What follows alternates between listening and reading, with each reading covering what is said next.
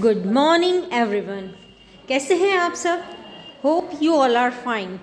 Today we are going to learn class 6 subject English lesson 15 midsummer night dream part 1 written by famous and greatest writer of English literature William Shakespeare. A Midsummer Night Dream by William Shakespeare.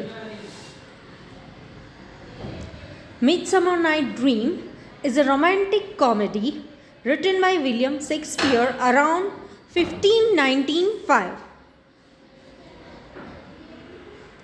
The play is set in two places. The first one is Athens, is the name of city, and the second place is a forest outside Athens. ये जो play है इसको दो जगह पर set किया गया है। ये प्ले दो जगह पर दो जगह से रिलेटेड हो रहा है। इस प्ले में दो जगह दिखाई गई है आपको। एक फर्स्ट प्लेस है एथेंस जो कि एक सिटी है, और सेकंड है एथेंस के पास में आया हुआ एक फॉरेस्ट, मतलब कि एक जंगल। इन दोनों जगहों पर ये प्ले के कुछ पार्ट प्ले हो रहे हैं, और इसमें क्या होता है ये हम देखते हैं। तो हम बात कर लेते हैं इस प्ले में होने वाले कैरेक्टर्स की। पहले हम जानते हैं अ मिडसमर नाइट ड्रीम क्या है। ड्रीम आप सबको ही पता होगा कि एक सपना। बहुत सारी चीज़ें ऐसी है जो हम अपनी रियल लाइफ में नहीं कर सकते। हम बहुत सारी चीज़ें हैं जो सिर्फ इमेजिन कर सकते हैं। बहुत सारी चीज़ें हम चाहते हैं कि ऐसी हो, पर हो नहीं सकती। तब हम क्या सोचते हैं, क्या करते हैं, हम उन चीज़ों को लेकर के सपने देखना शुरू कर देते, और हम चाहते हैं कि जो हम रियल लाइफ में नहीं कर सके वो हम अपने सपने में पूरे करें। तो बहुत सारी चीज़ें ऐसी भी है, आप सबके साथ भी ऐसी चीज़ें होती होगी कि जो हम नहीं कर रहे हैं रियल लाइफ में, वो हम हमारे सपनों में कर रहे हैं, राइट? तो कुछ ऐसी ही स्टोरी है इसकी, और इसमें क्या क्या कैरेक्टर्स है। इसमें मेनली सारे कैरेक्टर्स को 3 पार्ट में डिवाइड किया गया है, पर मैं आपको यहाँ पर उनके 2 पार्ट में डिवाइड किए हुए कैरेक्टर्स के बारे में बताऊँगी। तो फर्स्ट जो है वो है एथेनियंस है। एथेंस में रहने वाले लोग जो इस प्ले में पार्टिसिपेट कर रहे हैं। तो फर्स्ट वन है थीसिस, ड्यूक ऑफ एथेंस। ऐसा मान लीजिए कि एक जो ड्यूक है एथेंस का, वो एक वहाँ का राजा तो नहीं कह सकते, पर एक मान लीजिए एक प्रधान है वहाँ का। और सेकेंड वन इज हिप्पोलिटा। हिप्पोलिटा क्वीन है अमेज़न की, और ड्यूक ने एक लड़ाई में हिप्पोलिटा को जीता है, और ड्यूक चाहता है, मतलब थीसिस चाहता है कि वो हिप्पोलिटा से शादी करे। वो उसके साथ अपनी पूरी ज़िंदगी बिताना चाहता है।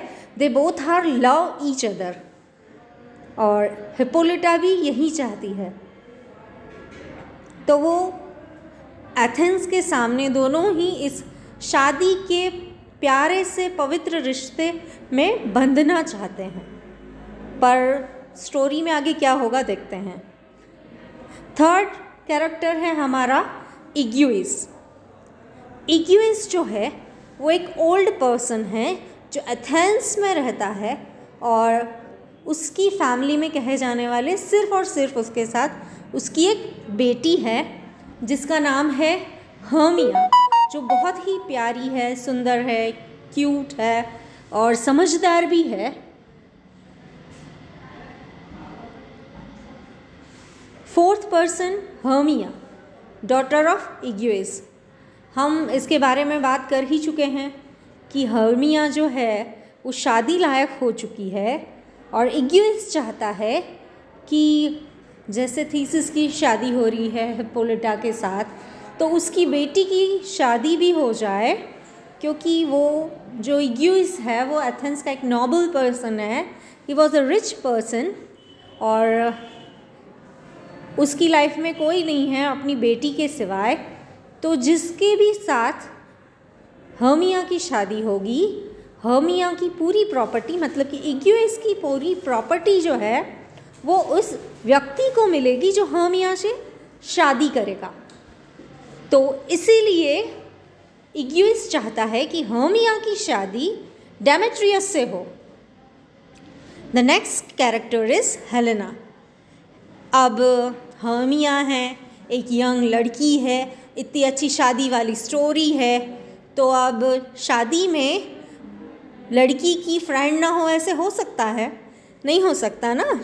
इसीलिए यहाँ पर हर्मिया की एक फ्रेंड है जिसका नाम है हेलेना। हेलेना भी इतनी ही अच्छी है जितनी कि हर्मिया है। They both are same but different. वो भी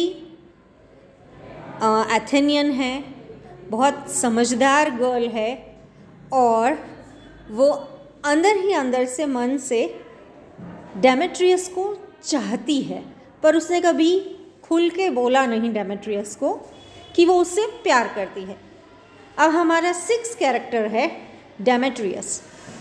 Demetrius is a Nobel Athenian, एक अच्छा व्यक्ति है एथेंस का, और वो भी हेलेना को चाहता है, पर उसके मन में कहीं ना कहीं खोट आ गई है। वो पैसों की लालच में आ गया है और इग्युइस की बातों में आ गया है, इसीलिए वो रेडी हो जाता है हर्मिया से शादी करने के लिए।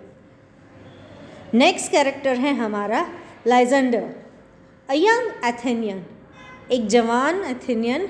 वो भी एक यंग लड़का है, शादी लायक लड़का है, हैंडसम है, स्मार्ट है, और हर्मिया का जो दिल है वो इस लाइजेंडर पर आ गया है। तो एक्चुअल में हर्मिया जो है वो बहुत चाहती है, बहुत प्यार करती है लाइजेंडर से, और वो दिल से चाहती है कि उसकी शादी जो है वो लाइजेंडर से हो, पर उसके पापा ऐसा चाहते हैं कि उसकी शादी जो है वो डेमेट्रियस से हो। अब मैं आती हूँ कैरेक्टर्स जो है उसके सेकंड पार्ट में। अब सेकंड पार्ट में जो कैरेक्टर है वो मैं कुछ इस तरह से डिस्क्राइब कर रही हूँ। उसमें सबसे पहले आते फेरीज, जो हमने हमारे प्ले की जो प्लेस है वो देखी एथेंस है। अब सेकंड प्लेस जो है वो है फॉरेस्ट आउटसाइड द एथेंस। अब ये जंगलों में है, और जंगलों में जो जो कैरेक्टर्स हैं उसके बारे में हम बात करेंगे।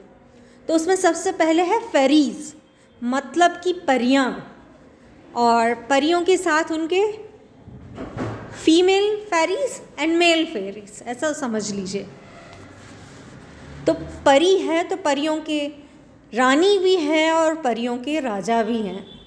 तो हमारा फर्स्ट कैरेक्टर है परियों के राजा Oberon.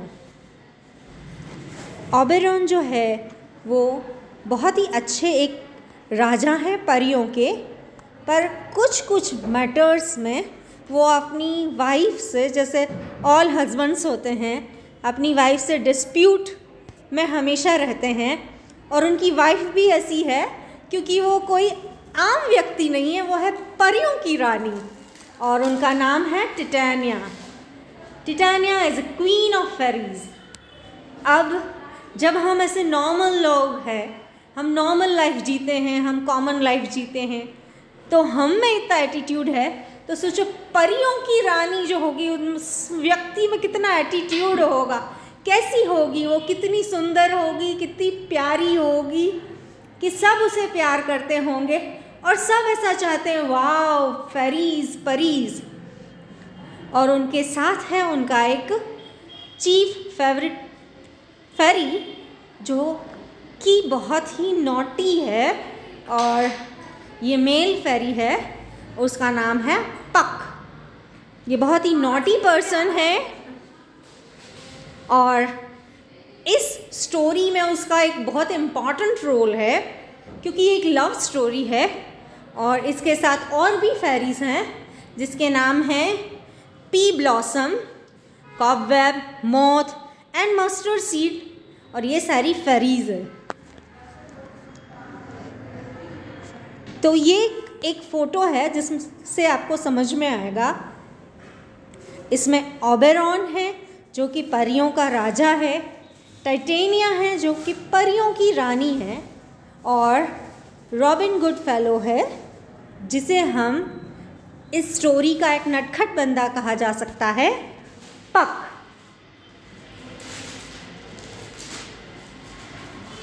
A Midsummer Night Dream.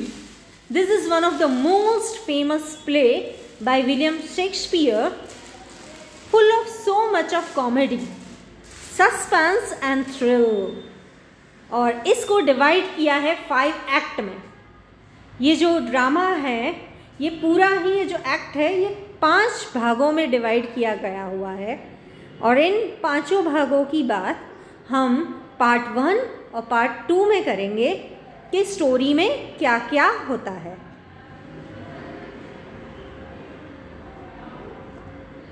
हमारा एक्ट 1 जो है वो स्टार्ट होता है थीसिस से, जो कि ड्यूक ऑफ एथेंस है एंड द किंग